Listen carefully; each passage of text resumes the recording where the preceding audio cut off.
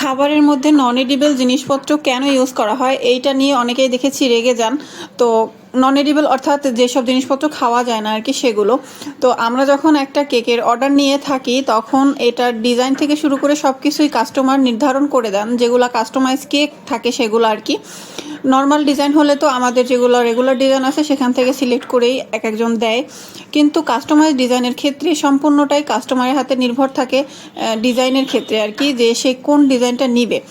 তো একটা আলোচনা সাপেক্ষে তারপরে দাম নির্ধারণ করা হয়। তো সেখানে দেখা যায় কাস্টমারের যেই বাজেট থাকে সেই বাজেট অনুযায়ী প্রতিটা কাজ করা হয়।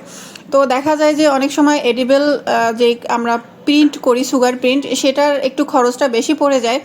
তো অনেক কাস্টমারই এটা নিতে চায় না। তো সেক্ষেত্রে তখন কাস্টমার বলে যে ঠিক আছে, আমাকে নন এডিবলই আপনি প্রিন্ট করে দেন।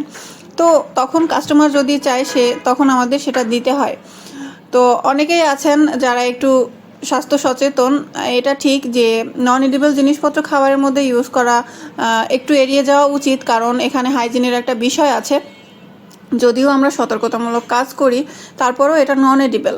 তো সেক্ষেত্রে দেখা যায় অনেকেই রেগে যান যে কেন আমরা এটা এডিবলের মধ্যে নন এডিবল ইউজ করি।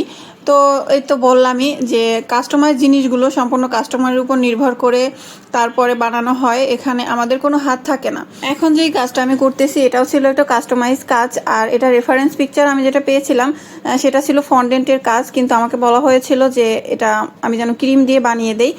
তো সেই মোতাবেক আমি কাজটা করেছি। আর এখানে পিকচার যেটা আমি বসিয়েছি সেটাও ছিল নন এডিবল, কারণ কাস্টমারের ডিমান্ড ছিল নন এডিবেলি। আর এখানে ফন্ডেন্টের জায়গায় ক্রিমের কাজ ছিল কাস্টমারের ডিমান্ড। তো এখানে কাজটা শেষ করার পরে দেখলাম যে না, আলহামদুলিল্লাহ মোটামুটি ভালোই লেগেছে, কারণ আমি ভেবেছিলাম যে ফন্ডেন্টের কাজ ক্রিম দিয়ে কখনোই ওভাবে ফিনিশিং আসে না। তো যারা একটু কম বাজেটের মধ্যে এরকমের হলুদের কেক নিতে চান তারা ফন্ডেন্টের জায়গায় এভাবে ক্রিম দিয়ে নিতে পারেন।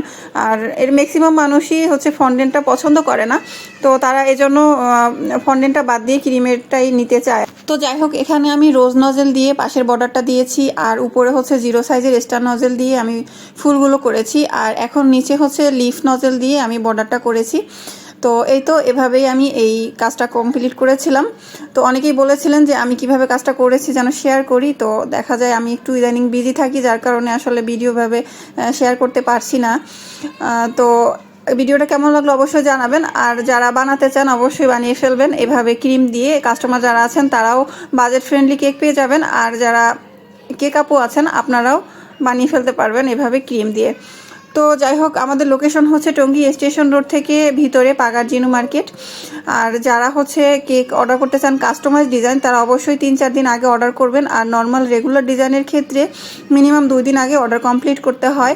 আর আমরা হোম ডেলিভারি ওভাবে করি না। তো যাদের হোম ডেলিভারি দরকার টঙ্গী এরিয়ার মধ্যে এবং উত্তরার কিছু এরিয়াতে, তারা অবশ্যই ডেলিভারি চার্জ দিয়ে তারপরে হোম ডেলিভারিটা নিতে হবে। তো আজকের মতো এখানেই বিদায় নিচ্ছি, আবার কথা হবে অন্য কোনো ভিডিওতে। সেই পর্যন্ত সবাই ভালো থাকবেন। আল্লাহ হাফেজ, আসসালামু আলাইকুম।